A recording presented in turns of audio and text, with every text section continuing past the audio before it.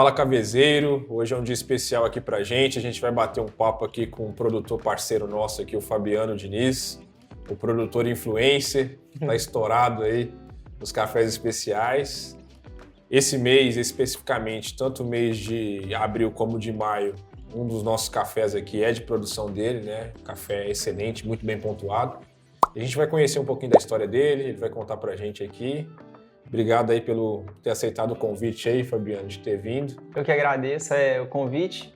Para quem não me conhece, já fui apresentado, mas eu sou Fabiano Diniz, eu sou de Manhuaçu, produtor de cafés especiais. Eu trabalho junto com a minha família, eu, meu pai, minha mãe, a minha irmã, então a gente está envolvido em todos os processos, desde escolha de uma variedade, desde um plantio, manejo, colheita, pós-colheita, então todo o processo a gente está envolvido nele. Nem sempre foi café especial, apesar de hoje a gente estar com um resultado bacana, como esse café, né, que a gente conseguiu fazer, mas nem sempre foi assim.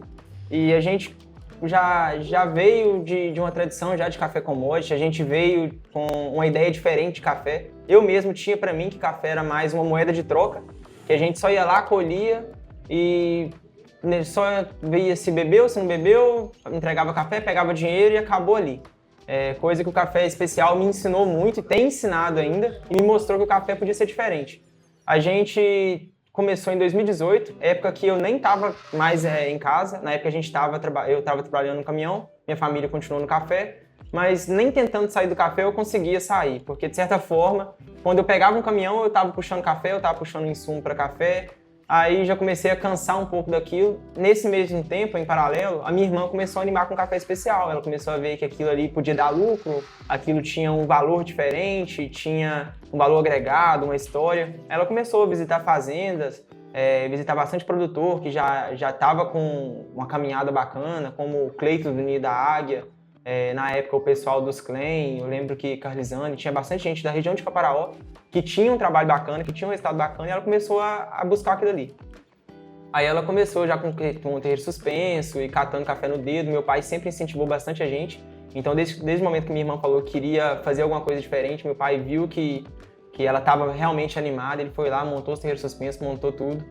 Mas, infelizmente, nem tudo são flores, e ela desanimou na primeira. Apesar de fazer aquele trabalho todo, a gente não conseguiu vender esse café, e ela acabou desanimando. Em 2019, eu comecei a interessar um pouquinho, comecei a desanimar com o caminhão, aí eu comecei diferente. Ao invés de tentar só fazer o café, eu já comecei a tentar entender como que esse pessoal conseguia escoar, quem comprava, o que o pessoal buscava, a questão de processo, quem eram as torrefações que compravam, quem eram as torrefações que tinham um nome bacana, os processos, variedades, comecei a investir aí. Primeiro ano a gente conseguiu vender 1,5 saca de café, que foi em 2019. Para muita gente, até hoje, acho que isso é muito pouco. Eu escutei demais da conta que isso não pagava conta, que não era vantagem porque eu não colhia só 1,5 saca de café.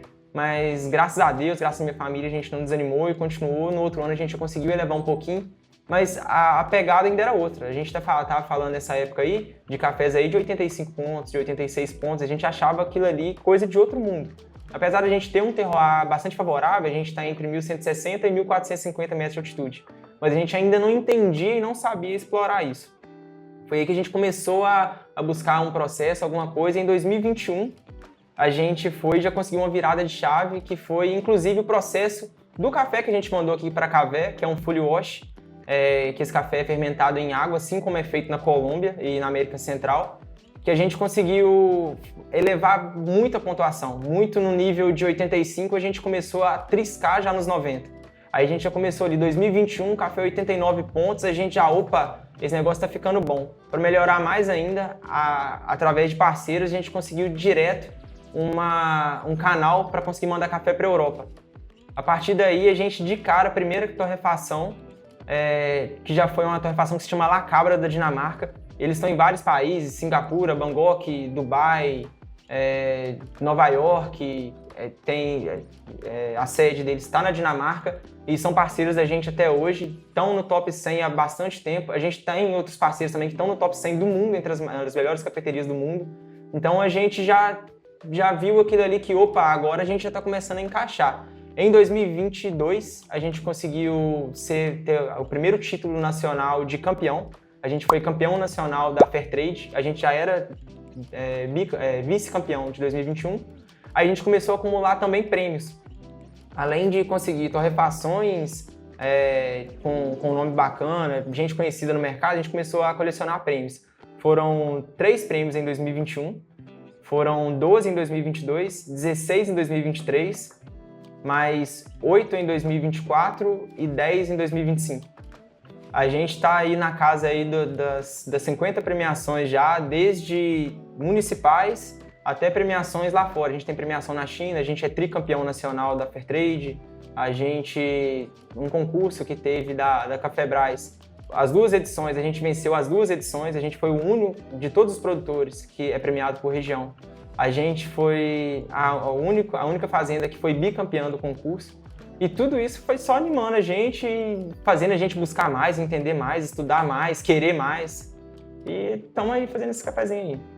Top demais. Bonita história, né? E assim, pelo que você falou, deu para perceber muita persistência também, né? E o apoio da família é muito importante, né? Quando Sim. a gente vem com uma ideia diferente, né? Que às vezes não é muito comum no meio, né? Na verdade, igual essa questão da família, eu vejo que se não fosse eles, não ia adiantar nada. Porque esse primeiro lote que a gente começou lá, ele começou até... Meu pai mesmo sempre conta pro pessoal que foi o seguinte, a gente chegou com o café da roça, aí eu pedi, a gente já ia despolpar o café eu fui pedir ele para tirar um tamborzinho de 20 litros, só para eu fazer um teste com o café e ver se ia dar certo ou não, pra gente tentar replicar depois. Aí quando eu falei que ia tirar um tambor daquele café para tentar fermentar e ver o que fazia, aí meu pai olhou para mim, mas já que você vai fazer, pega a viagem toda do caminhão, que eram uns 100 sacos, e faz com a viagem toda. Vê, não, mas se der errado. E lá, se der errado, tentamos. Ele se der certo é porque eu te incentivei, né? Ah, certo. Aí acabou que deu muito certo, que foi esse café que bateu 89. Só que aí que a gente começou a entender mais um pouquinho que é errando que se aprende. Na cabeça do meu pai, a primeiro momento, o que ele pensou? Se a gente deixou X horas, o café ficou bom? Se a gente deixar X horas ao quadrado, o café vai ficar bom ao quadrado. Aí que a gente entendeu que nem tudo são flores e nem tudo funciona assim, que a gente, por bênção de Deus, alguma coisa, a gente no primeiro teste a gente acertou que é a quantidade de tempo e o que a gente entende que é o melhor pra gente até hoje. Fora disso, mais ou menos não existe. Ou é aquela risca ou não. E o que tem ajudado a gente bastante nessa questão de entender, porque até então a gente descobriu isso em 2021, 2022 e 2023, a gente achava que tudo era questão de tempo. Só que o clima está mudando bastante, cada ano a gente pega dias mais quentes, dias mais frios, dias mais úmidos, menos úmidos, aí que a gente começou a entender um pouquinho mais da fermentação. Nisso, hoje eu sou técnico em cafeicultura, fora curso e experiência que eu faço fora também, em fazenda, trocando ideia, conversando, converso bastante gente. Já fui para fora do país também, já fui para Colômbia em 2023. Lá eu aprendi bastante, não só com os colombianos, mas a gente estava numa turma de jovens de outros lugares, como Panamá, Nicarágua, Guatemala, México, que eu vi que o pessoal, apesar eu via eles como muito atrasados na questão de tecnologia, na questão de manejo, as coisas assim. Só que eu vi que eles faziam muita coisa que era um simples que funcionava muito bem.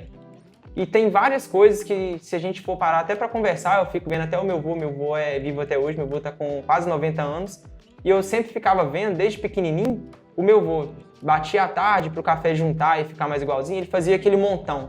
Eu achava que aquilo era, serviço demais da conta, ficar fazendo aquele monte. E hoje em dia o que mais se vê no café especial é o pessoal fazer fermentação, inclusive cursos do Senar que eu fiz, que é a seca em modo de vulcão, que vai fazendo aquele monte e vai tirando, que é justamente o que meu avô fazia desde sempre. Então muitas vezes nem é só questão de inovar, de fazer diferente tecnologia, mas vai ver uma coisa simples, bem feita, acaba tendo até um resultado melhor do que tentar inventar coisa demais. Interessante. Vamos falar um pouquinho desse café que está aqui, né? Inclusive, até vou te presentear com um café. Opa, e eu gosto demais. Que é o café que você produziu, né? Que nesse momento ele é o café mais bem pontuado do Brasil, né? 91 pontos. Sim. Né? Bala de caramelo, capim-limão e melaço são as notas predominantes nesse café. A gente fez uma embalagem especial para ele, né? Pintada à mão. A gente quis trazer nesse meio rosto representado, né? Uma sensibilidade, uma complexidade, né? Na imagem, que é o que esse café entrega, né? Então ele é um café assim excepcional, é o café mais bem pontuado que a gente já teve aqui. Fala um pouquinho pra gente Como é que foi a produção desse café? Como é que vocês acertaram tanto aí?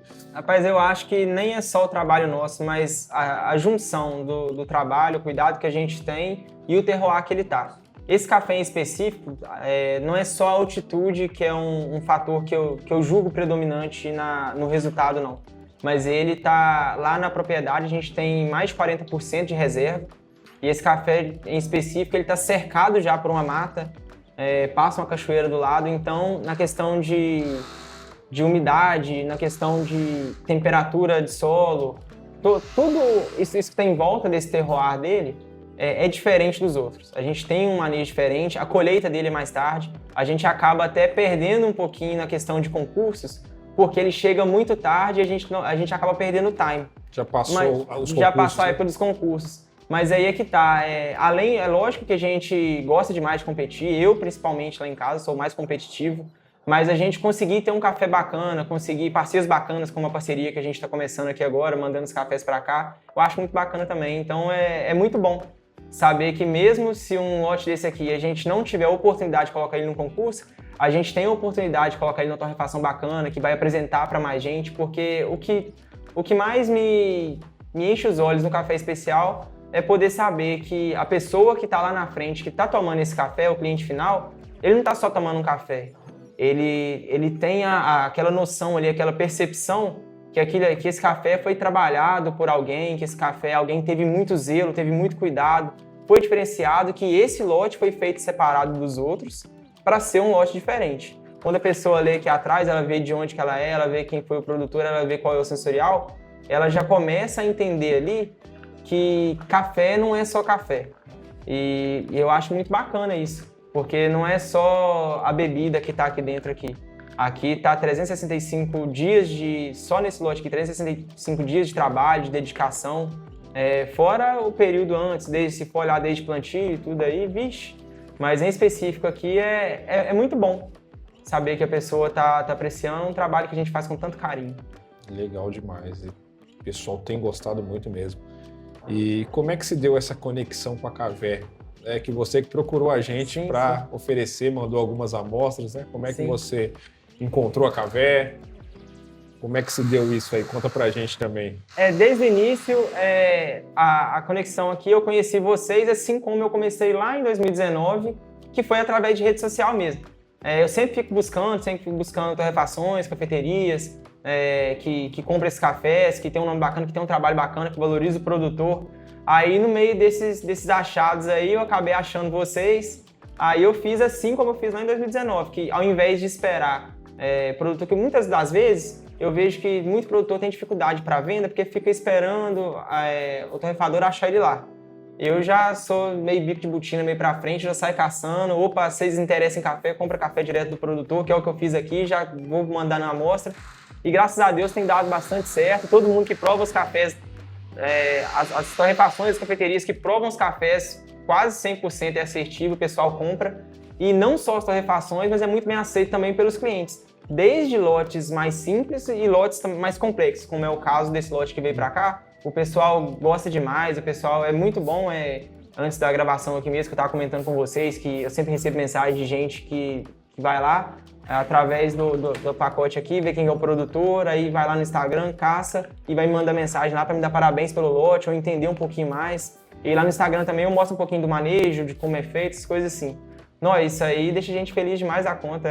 Toda pessoa que manda mensagem assim é uma pessoa a mais que a gente sabe que agradou. E saber que o trabalho nosso não foi em vão, que o trabalho nosso não só está sendo reconhecido, mas também está sendo aprovado, então é bom demais. Top.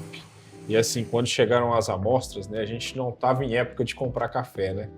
Foi bem depois, né? A gente não estava com pretensão de comprar café naquele momento e nem depois, que a gente já tinha, né, alguns cafés aqui, né, que eles dariam ali para o período, né, de cafés que a gente já tinha selecionado.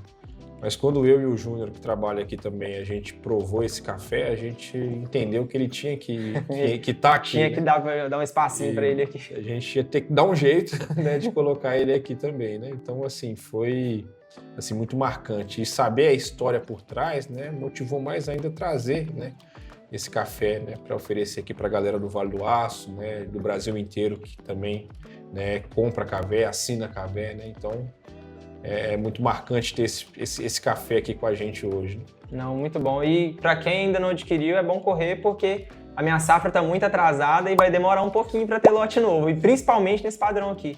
Que, como eu disse, esses cafés chegam muito tarde. Hoje a gente está no mês de abril. Mas um café desse aqui, eu só vou conseguir um café deste novo lá para novembro, dezembro. Então, esse aqui é o famoso quem perdeu, perdeu. Mosca branca mesmo. Esse aqui é. Ô Fabiano, hoje você exporta grande parte da sua produção, né? Sim. Mas você como produtor, como você vê esse fenômeno de um café tão bem pontuado ficar aqui no Brasil? E principalmente ficar aqui perto, que a gente está relativamente perto, né? Patinga, Manhuaçu aí não é nem 200 quilômetros, né? Sim. Como é que você enxerga isso e esse fenômeno do café especial crescendo e acontecendo aqui na região?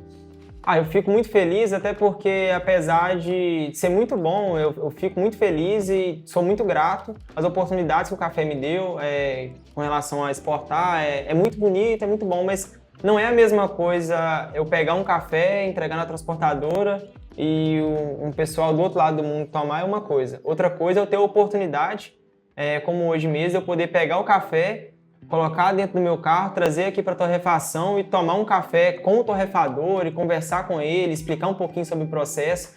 Essa questão de mais proximidade, eu acho mais vantajosa. Não acho que eu dependo só disso, que é lógico que eu também dependo da exportação, mas eu acho que eu poder agregar ao meu redor também, eu poder proporcionar a mesma sensação que um gringo lá na Europa tem tomando um café nosso. Uma pessoa aqui do Vale do Aço ou da região aqui poder tomar esse café e até o Brasil inteiro, que a café entrega Brasil inteiro, né? Mas saber que um brasileiro tem a mesma oportunidade de uma pessoa lá fora, eu acho que aproxima muito e mostra o poder de compra mesmo que o consumidor tem. Que a pessoa não tem necessidade nenhuma dela estar comprando um café de qualidade ruim ou de ter na cabeça que o café brasileiro todo vai para fora, a gente só fica com café ruim. É tudo questão de opção. Se a pessoa não está tomando um café bom, é porque ela não quer tomar um café bom. Porque a gente está aqui para fazer o café bom, vocês estão para poder distribuir e dar essa oportunidade para o consumidor final. E eu acredito que todo mundo que provar esse café vai entender do que eu estou falando. É muito importante isso que você falou, né? Antigamente um café dessa qualidade a gente só tomava se fosse para fora. Né? Não, aqui um café desse não ficava aqui. Ásia, né? Então, está disponível, né? Está aqui e é uma questão de opção, né? Sim. E a gente percebe que muita gente tem migrado, né? As pessoas, por interesse mesmo de consumir produtos melhores, né? Tem chegado, né? Muita gente nova, né? Que até então tomava café com açúcar, achava que estava tomando café de verdade, né? Mas tomava ali alguns resíduos de pau, casca. Ixi. E tinha até um pouco de café no meio também, né? Quando dava sorte, né? Mas a apresentação, né, de a pessoa ser apresentada a um produto como esse, né, a pessoa virar a chave na mente que ela pode, que ela, né, tem esse direito, né, ela merece tomar um café bom, né? A gente vê que isso tem crescido muito. Sim, eu vejo que está sendo uma virada de chave, muitas das vezes, que o consumidor agora está começando a entender a importância de um café bom.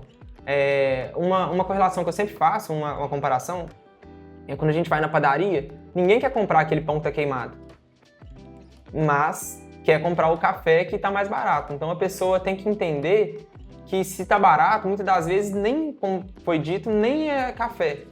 Vai ser alguma coisa ali automaticamente ali. Só a oportunidade que você tem de poder moer o café na hora, de você pegar um café em grão, de você ver o que está aqui dentro, você sabe o que você está tomando, você sabe o que você está ingerindo, o que você está colocando no seu corpo. Tudo que está aqui é só café. A partir do momento que você pegou um produto que já passou por ele já vai perder qualidade a partir do momento que ele foi moído ali. Lógico que o mais indicado sempre nem sempre o cliente tem a opção de moer na hora, se ele não tiver um moedor, mas ele tem a opção. Um exemplo é só da Cavé dar a opção para o cliente de ter o café em grãos, é porque ela trabalha realmente com cafés. Que é o caso aqui, que a pessoa, por mais que a pessoa compra torrado ou moído, mas se ela tem a opção é porque tem o café lá. Diferente de N marcas aí, que só vai vender ali aquele torrado ali, que sem açúcar não vai descer, que não vai ter benefício nenhum. Na verdade, chega a ser até cancerígeno essa questão do café queimado, por causa das toxinas, tudo o que queima ali, que você vai estar ingerindo carvão. Não faz sentido, na minha cabeça, não faz sentido nenhum o maior produtor, falando a nível Brasil, o maior produtor do mundo, falando a nível Minas, o estado que, se fosse um país, ainda seria o maior produtor de café do mundo, e o pessoal, por conhecimento cultural, que eu vejo que é mais cultural, que desde novinho já é ensinado pra gente que o café é preto, que o café precisa de açúcar, e que na prateleira ali o mais barato é o que mais vai servir. Então eu acho que está sendo até uma coisa, pelo menos do que eu vejo, do que eu saio para fora e que eu vejo, está sendo até uma coisa até mais contemporânea até para a turma mais nova. A turma que está ou entrando nos cafés agora ou até mais jovens. Muitos jovens hoje que estão aí buscando conhecimento, virando barista, entendendo mais um pouquinho. E eu acho que é uma onda aí que não para de crescer e já está indo para outras gerações também, já com um pessoal já, não mais velho, um pessoal mais experiente aí, que também já está tendo esse conhecimento, que já está fazendo uma boa escolha, quer escolher um café de boa qualidade. E eu acredito que o Brasil todo merece tomar um café bom. Top demais. E, Fabiano, como é que é a sua perspectiva? Como é que você vê o mercado de café especial no Brasil, Minas Gerais, que é o nosso estado, a nossa região, que é o leste de Minas? Sim. Como é que você vê o futuro desse mercado aqui pra gente? Eu sou suspeito para falar, né? Que é lógico que eu sempre tenho que ser o mais positivo possível, mas eu vejo que tem crescido bastante. Como dito no início do vídeo, a gente teve muita dificuldade de venda no início, porque o mercado ainda estava começando, o pessoal estava começando a entender, e a gente não tinha nem oportunidades de poder mostrar assim o trabalho, porque não era tão visto.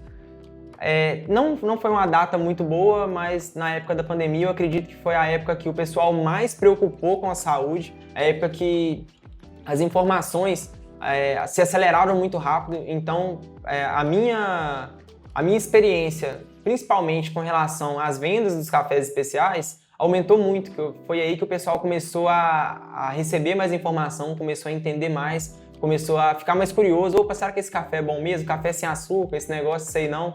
Então eu vejo que foi aí que foi a virada de chave, que começou o pessoal a buscar mais. E hoje eu vejo que tem só crescido, porque são muitas opções, não só de cafeterias, mas também para quem quer tomar um café em casa. A pessoa vai lá, abre o YouTube lá, já tem N tutoriais de N tipos de fazer café diferente. E se a pessoa tiver essa curiosidade, assim como eu que sou um entusiasta do café, a pessoa vai lá, a pessoa vai comprar um café em grão e ela vai começar a testar. Então eu acredito que isso aí é o que mais deixa o pessoal curioso e mais anima e faz a pessoa entrar no café especial, que a partir do momento que a pessoa entrou no café especial, que ela começou a entender que café não é só gosto de café, não é só aquele cafezinho ali que está na garrafa no escritório, que ela começa ali, opa, eu vou pegar, vou moer meu café diferente, eu vou conseguir um café diferente. Eu vou mandar mensagem lá para a Cavé, eu vou querer um café com um processo diferente, com uma variedade diferente, com um sensorial diferente. Ela começa a entender que o café, a última coisa que ela vai achar que é gosto de café, ela já vai começar a buscar um doce de leite, vai começar a procurar um capim-limão, ela vai começar a se desafiar a tentar achar aquilo ali, e tudo isso é prática. Então, como se consegue prática? Praticando. Então, eu acredito que daí para frente, não só nível país, nível estado, mas principalmente nossa região, a tendência é só aumentar esses trabalhos, esses resultados, essas parcerias. Então eu tô bem positivo pro futuro. Pra gente conseguir um café com essa qualidade aqui, a gente tem que manter o grão vivo o máximo possível, porque o embrião ali, tá? O grão praticamente é um ser vivo. Ele continua ali o metabolismo, por mais que a gente tire do pé, continua tudo bonitinho.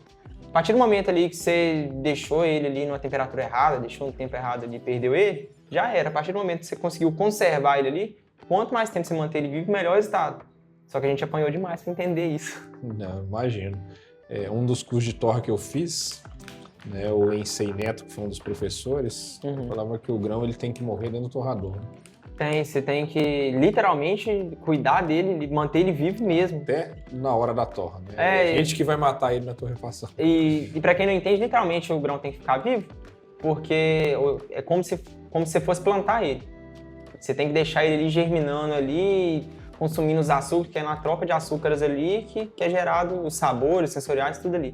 Então, quanto mais tempo eu deixar esse grão vivo, melhor vai ser pro café. Mas assim, a gente aprende com tudo, né? Errando, acertando. Tem que errar um pouquinho também, né? Uma pergunta, esse aqui é um catimor. É um catimor. Fala um pouquinho pra gente dessa variedade e fala também das variedades que vocês produzem lá.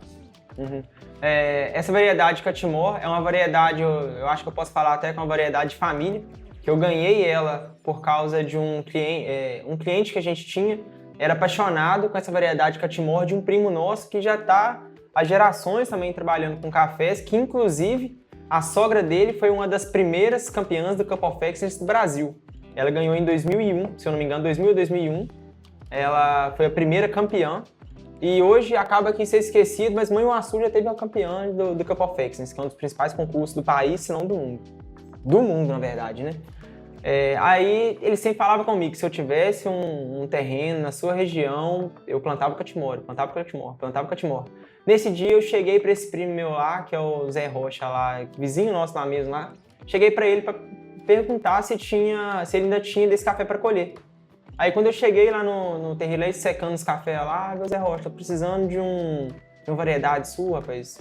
Tá doido querendo que eu plante um catimor. E o seu já tá maduro para eu plantar? Ele, rapaz, acabei a colheita já. Então já, ele não, mas acabei a colheita antes de ontem. O café tá no despolpador, despolpando ali, você já pode ir lá e já pega a semente ali já. Vê se você tá brincando. Não, já tá descascado já. Aí já fui lá, peguei, levei para um outro primo meu fazer e plantei o café lá.